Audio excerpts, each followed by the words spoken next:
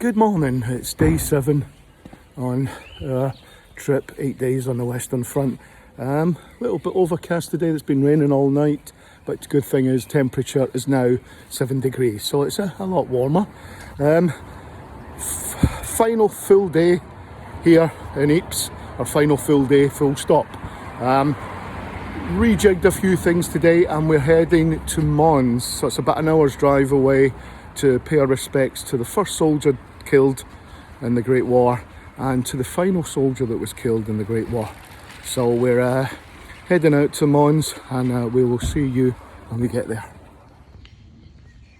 So we've travelled about 110 kilometres southeast of Ypres to cemetery San Sophirin. It's where the first soldier in the Great War was killed, as well as the last soldier. So we're going to go in here, find them. I do believe there's also an Iron Cross winner here as well. So we'll take a little bit of time in here. Say we're down here in Mons. So there we go, San Sophirin. And as we head to the both sides, British and German sides, San Sophirin Military Cemetery. So walking round, it's very different military cemetery, it feels like. It's like gardens before we get into it, so it does feel a little bit different coming round here to the cemetery in Mons. And yeah, in front of us we can see some of the stones. There is also a German bit here as well, because at the other side you can walk round the other way in a circle where it's a German bit. So as I said, we come round, there's quite a lot of them in circles, and then there's further up there you have, I believe, to be the German part of the cemetery on the hill. You can come down. As I say, it's more like a gardens area than a cemetery, it feels like. But yeah, we will look for our first and last, believed to be the first and last that were killed in the war.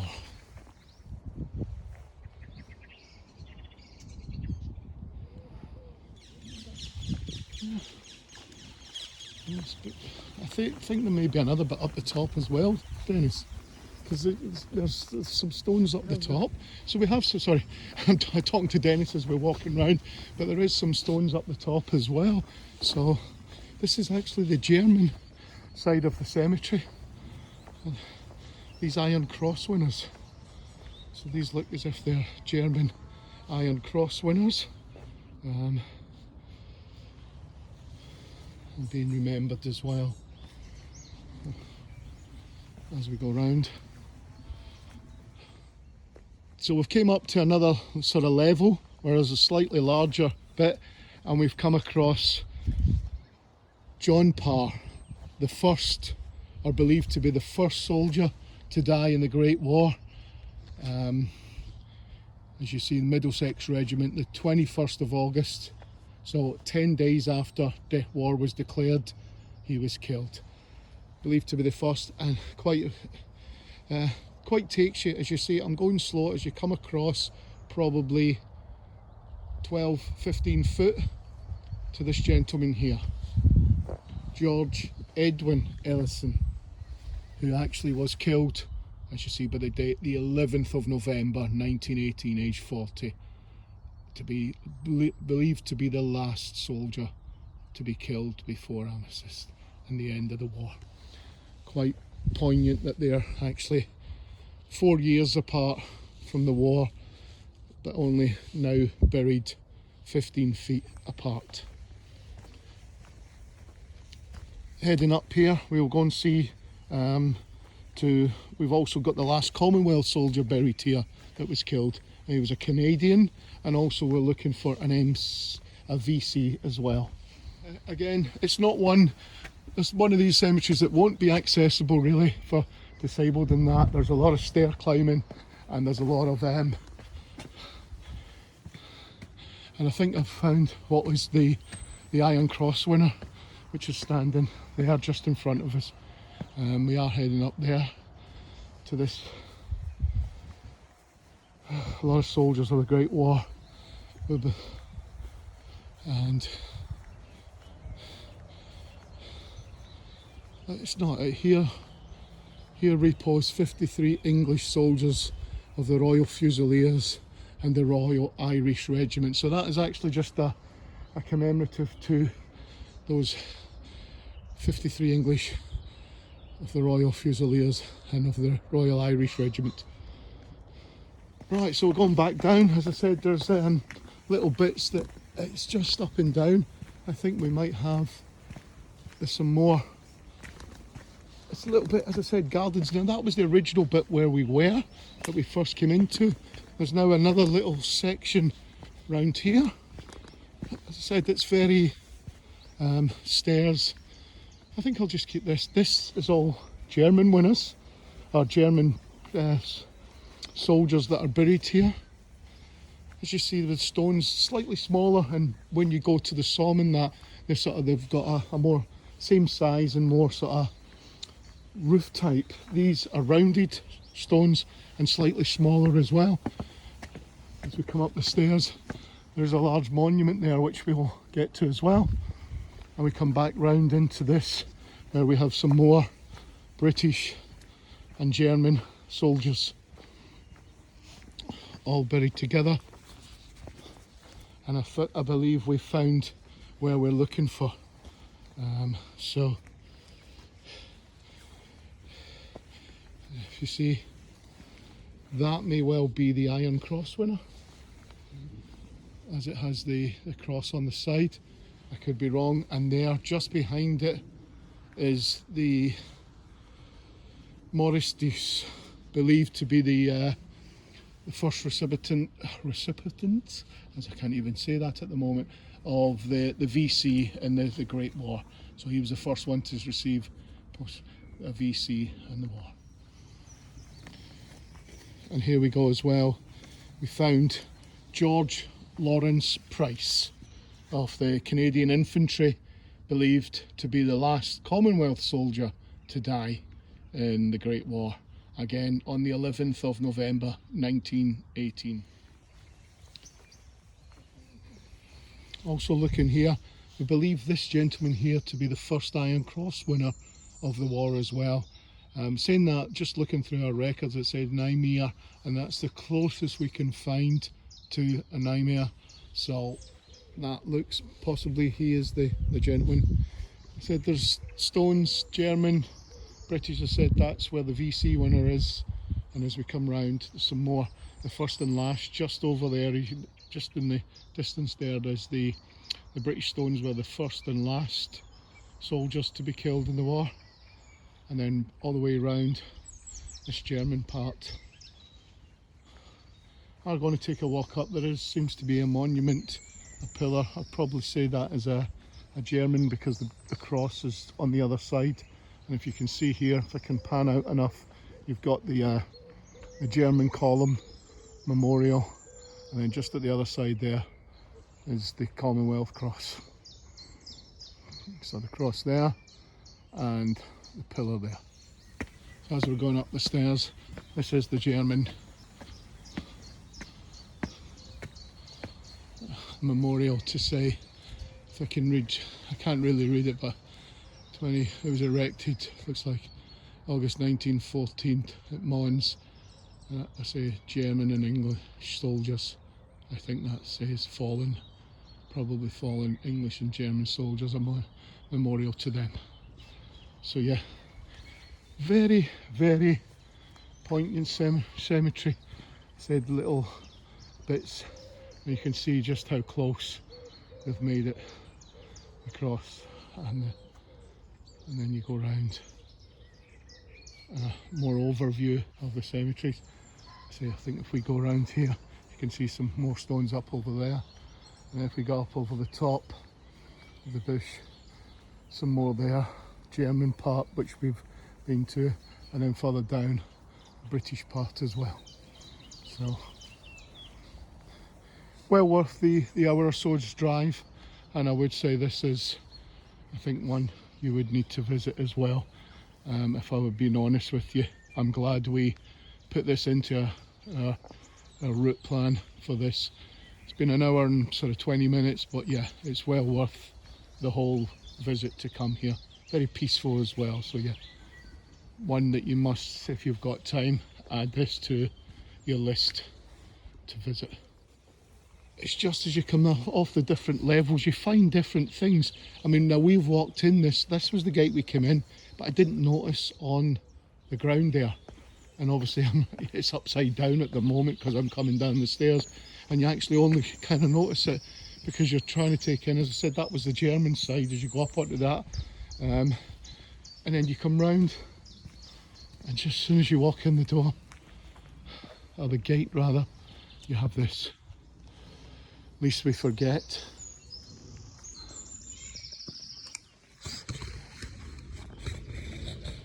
Let's see if I can get a better up high. Least we forget, 4th of August 2014. So, as I said again, as we leave this cemetery, well worth the hour's drive, hour and a half's drive. I'm so glad we actually came here. So yeah, a lot of history in this small cemetery, and to see obviously both sides of the war commemorated, not just the British, is quite a thing. So yeah, if you do get a chance, again, if you do get a chance to come here, I know it's a little bit out with, but yeah, please do feel free. I would say come here, it is well worth the visit. Okay, so we're at the Nemi Bridge, or Nemi Railway Bridge, where the first 2 VCs were awarded. Just going to head under the bridge now to have a look at the sign. This was to Dice and Godfrey. Dice and Godfrey. So what it was is he was shot 5 times, or he was wounded 5 times before he was relieved of his position, his machine gun post, and then Godfrey took over. So, to the glorious memory, the officers, NCOs and the men of the 4th Battalion, the Royal Fusiliers, who held this section of the British front in the defence of the town of Mons. August the 23rd, 1914. This memorial marks the NG position where the first VCs awarded during the war. Lieutenant MJ Deese and Sidney Godfrey, VC, both of them. So I said, if you do get a chance, it is a bit, the sat-nav does take you a little ways away. I think it took us place into the city centre first, but yeah, you can eventually find it, as you said, to somewhere. If you're in the area, you can come here and pay your respects to the first 2 VCs of World War I. And here we are here.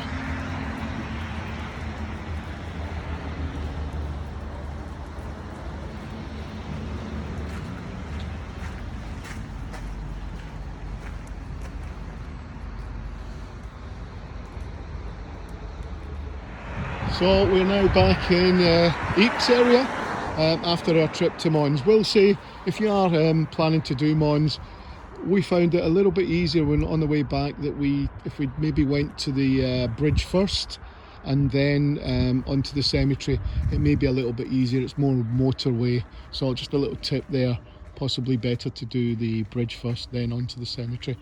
So here we are back in the Ypres area. Weather has got better as well, no rain, and we're at Cement House Cemetery. Got to go and visit here some Bellahouston boy, and we've also to pick up one for the Coatbridge War Memorial. Just thinking as well as I come in, it is quite a large cemetery. As we come round, we have got obviously CWGC people working, as always, keeping it immaculate. Second Lieutenant Robert H. Shaw, who fell in action at the age of 22, was the 3rd son of Mr. and Mrs. Robert P. Shaw, Palatine, Manor Road, Dumbreck.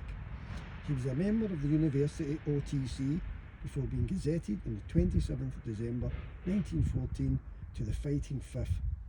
He trained with his battalion in the south of England. On his way to Scotland in May 1915, he travelled by the train which collided with the troop train at Gretna. He and a brother officer were pinned under the wreckage but managed to extricate themselves, neither being seriously injured. At the end of September 1915, he proceeded to France where he was wounded in February 1916. After being invalided home, he returned to the front in July 1916 and 2 months later was killed in action on the 17th of September. Second Lieutenant Shaw was in employment of Messrs George Smith and Sons of the City Line, Baldwin Street, a former pupil of Bellahouston Academy, Glasgow.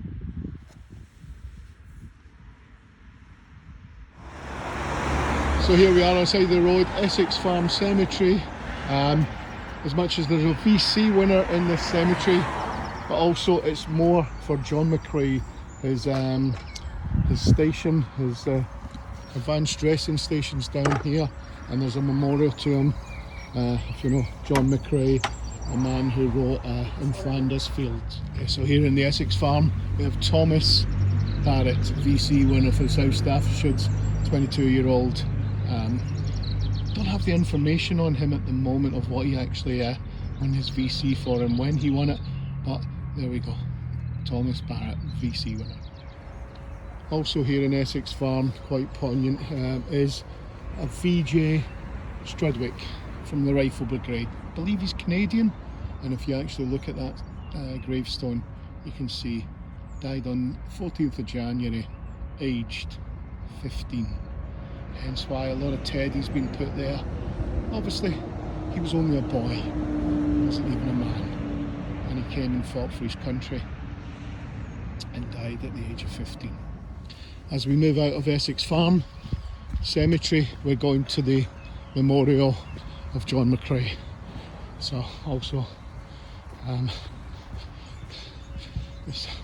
this is a memorial to Lieutenant Colonel John McCrae, known for his poem In Flanders Fields. In Flanders Fields the poppies blow, between the crosses row on row. That mark our place, and in the sky the larks still bravely sing and fly, scarce heard amid the guns below. We are the dead, shot days ago. We lived, felt dawn, saw sunset glow. Loved and were loved, and now we lie in Flanders Fields. Take up our quarrel with the foe, to you from failing hands we throw. The torch be yours to hold it high, if ye break faith with us who die. We shall not sleep, though poppies grow in Flanders Fields. So upon as we head down to the ADS, Advanced Service Station, as I said, this is where they tended a lot of the injured here. They kept them, looked after the injured all along here. As you can see, lots of crosses placed here for soldiers, tunnels. These were where you can go around and obviously head up into. So yeah, so this is us as we go around.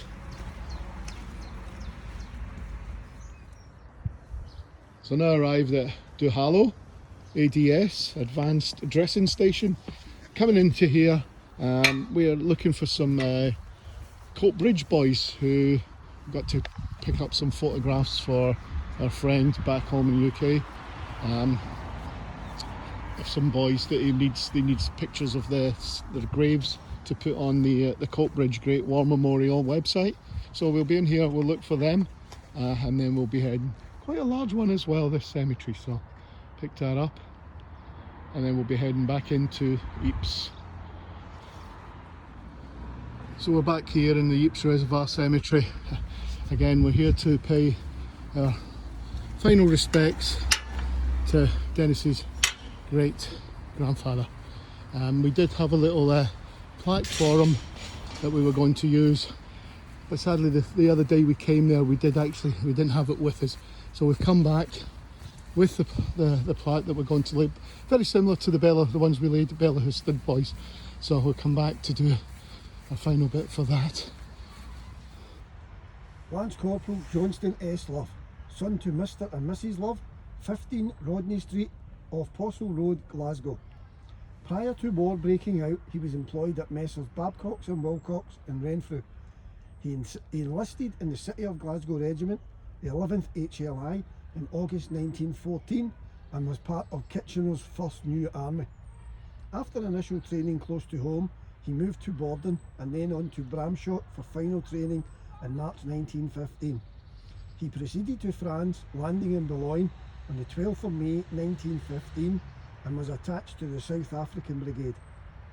He's seen heavy fighting, including the latter stages of the Second Battle of Ypres and the whole of the Battle of Loos. Prior to enlisting, he was awarded a certificate and 3 guineas for a heroic rescue at a fire in Bar Street off Gascoigne Road, Glasgow in May 1914.